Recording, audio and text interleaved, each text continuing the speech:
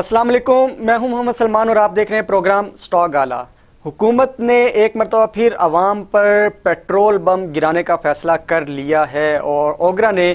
جو اس وقت اپنی سمری موو کی ہے، وزارت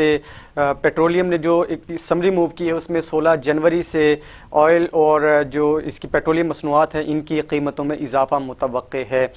ذرائع کے مطابق 16 جنوری سے پیٹرولیم کی جو مصنوعات ہے اس میں مزید اضافہ متوقع ہے، جس کی سفارشات اوگرا نے پیٹرولیم ڈویژن کو بھجوا دی ہیں۔ ذرائع کا کہنا ہے کہ اوگرا کی سفارشات کے تحت پیٹرول 11 روپے 95 پیسے اور ڈیزل 9 روپے 57 پیسے فی لیٹر تک مہنگا ہو سکتا ہے۔ یہ کوئی خوش آئند خبر نہیں ہے۔ اس حوالے سے حکومت پہلے بھی اس حوالے سے اقدامات کرتی رہی ہے۔ اب 12 روپے کے حوالے سے اگر کہا جا رہا ہے 12 روپے، اگر 11 سے 12 روپے کے درمیان اگر اضافہ متوقع ہے تو پھر وہ یہ ہوگا کہ 3 روپے 4 روپے 5 روپے اضافہ کر دیا جائے گا، لیکن کہا یہ جائے گا کہ ہمیں تو 12 روپے کی سفارش آئی تھی اور ہم نے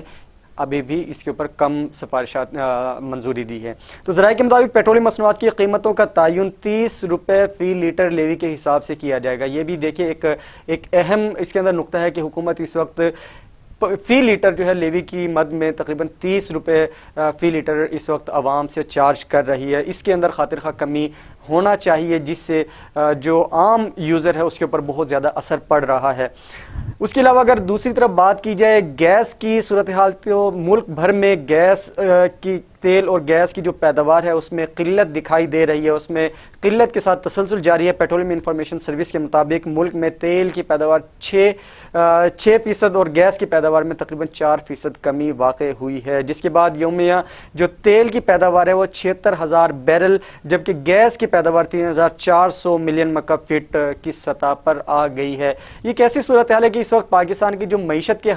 کے جو اشاری ہے جس کے بارے میں بار بار کہا جاتا ہے، حکومت بھی یہ کہہ رہی ہے، وزیر اعظم عمران خان صاحب بھی یہ کہہ رہے ہیں کہ حکومت جو اس وقت اشاریے ہیں وہ مثبت کی جانب اوپر کی طرف جا رہے ہیں، لیکن اگر اس طرح کی صورتحال رہے گی، پیٹرولیم کی قیمتوں میں اضافہ ہوگا، آئل اینڈ گیس کی اگر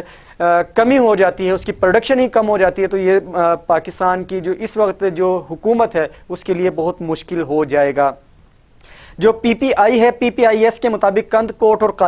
قادرپور گیس فیلڈ سے پیداوار کم ہو رہی ہے، یہ ایک وجہ سامنے ہے، جبکہ 3 نئی گیس فیلڈ سے پیداوار صرف 19 مکعب فٹ ہو رہی ہے۔ یہ ایک عجیب صورتحال ہے کہ جو قادرپور جو پاور پلانٹ ہے وہاں پر بھی گیس کی کمی واقع ہو رہی ہے، اور دوسری جانب بات کریں تو قند کوٹ کی وہاں پر بھی گیس کی جو ہے وہ کمی ہو رہی ہے۔ تو اس حوالے سے جو پروڈکشن کے حوالے سے اگر پروڈکشن مکمل طور پہ نہیں ہوگی تو پھر اس کی ڈیفینیٹلی اس کی سپلائی بھی کمی کی طرف ہوگی۔ دوسری جانب اگر ایک اور اہم خبر ہے جس کا اگر ہم تذکرہ نہ کریں، حکومت جیسے ابھی ہم بات کر رہے تھے، حکومت اس چیز کا جو ہے نا کریڈٹ لیتی ہے کہ اس وقت معیشت جو ہے، معیشت کے جو اشاریے ہیں وہ بہتری کی جانب گامزن ہے، تو دوسری جانب موڈیز نے جو رپورٹ جاری کی اس میں پاکستان کی جو شرح نمو ہے اس کو سست قرار دیا ہے، جو کہ بتایا جا رہا تھا کہ رواں مالی سال میں جو شرح نمو ہے وہ 1.5% تک رہے گی، جبکہ موڈیز نے جو پاکستان بینکوں کی جو ریسرچ رپورٹ جاری کی ہے اس کے مطابق بافر فنڈنگ اور لیکویڈیٹی بینکوں کا منظرنامہ مستحکم بنا رہی ہے۔ چیلنجنگ اور بہترین آپریٹنگ ماحول جو ہے بینکوں کے اثاثوں اور منافع پر اثر انداز ہو رہا ہے۔ موڈیز کی جو ریسرچ رپورٹ ہے اس کے مطابق پاکستان کی بینکوں پر جو رپورٹ رواں مالی سال میں معاشی نمو کے حوالے سے 1.5% رہنے کی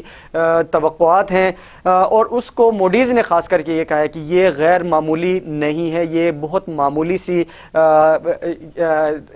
شرح نمو ہے، اس سے زیادہ ہونا چاہیے تھا، کیونکہ کرونا کے باعث آلدو تقریباً تمام گلوبلی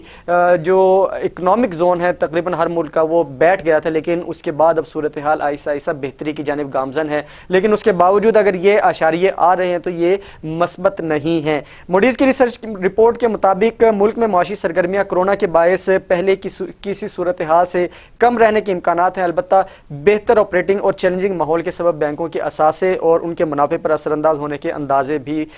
ہو سکتے ہیں۔ اس رپورٹ کے مطابق ریفارمز اور پالیسیوں کے اثرات جو ہے اس کے سبب حکومتی قرضوں کی صورتحال بہتر ہو رہی ہے۔ حکومتی قرضوں میں بینکوں کی جو بڑی سرمایہ کاری ہے اس میں بینکوں کی جو بیرونی آپریشنز کی برآمدی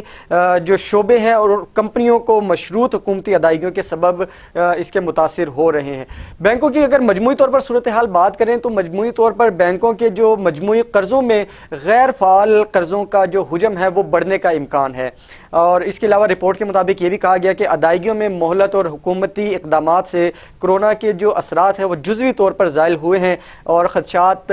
یہ بھی ہیں کہ یہ مزید کم بھی ہوں گے۔ بینکوں کے جو ڈپازٹ بیس فنڈنگ ہے اس کے بڑھنے اور واپر لیکوڈیٹی سے استحکام رہے گا۔ مالی چیلنجز کے باوجود بحرانی جو کیفیت میں حکومتی سپورٹ کا جاری رہنے میں اس کے جو امکانات وہ بلند ہیں۔ اگرچہ یہ صورتحال اس وقت ہمیں درپیش ہے کہ جو شرح نمو ہے، جو کسی بھی ملک کی جو اکانومی کی سمت کو جو ڈائریکشن ہے اس کو بناتا ہے، اس میں اس وقت کمی ہے۔ تو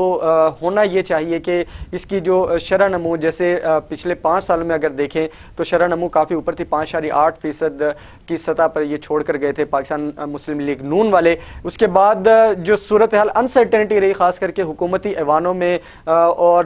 ایک آپ یہ سمجھ لیجئے کہ غیر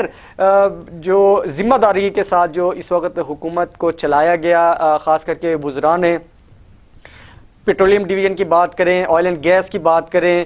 توانائی کی بات کریں، یا دوسرے جو محکمے ہیں انفارمیشن ٹیکنالوجی کی بات کریں، منسٹری آف انفارمیشن کی بات کریں، منسٹری آف لا کی بات کریں، یہ قانون کی بات کریں، یا انٹیریئر منسٹری کی بات کریں، ریلوے منسٹری کی بات کریں، تو اس طریقے سے جس طرح چلایا جا رہا ہے اس وقت ملک کو، یہ ملک کے لیے صورتحال کوئی زیادہ اچھی نہیں ہے۔ اور آنے والے دنوں میں ہم یہ توقع کر رہے ہیں کہ حکومت کے اس وقت 2.5 سال موجود ہیں حکومت کے پاس، اپنی اس کارکردگی کو ریورٹ کرنے میں، بجائے اس کے کہ ان جو الزام تراشیاں ہیں یا پچھلی حکومتوں کے اوپر ملبہ ڈالنے والی بات ہے اس کو ختم کر کے اپنی کارکردگی پر فوکس کرے۔ اور